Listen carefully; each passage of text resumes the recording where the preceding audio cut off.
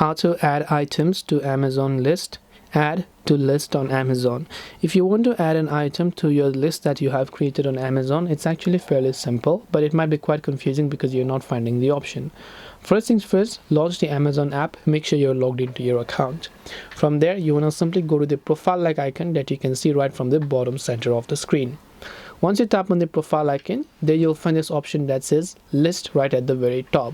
So just make sure you have created any type of list right here.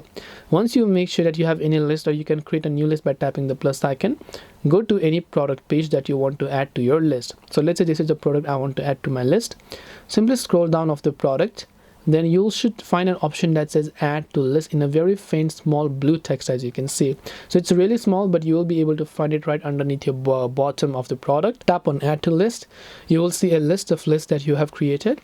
And you can also tap on create a list option if you have not yet created a list, and add the product to that particular list by just selecting it. This way you'll be able to add items to Amazon wish list or add to list on Amazon. If you have any questions, feel free to also leave them down. Thank you for watching and see you in the next video.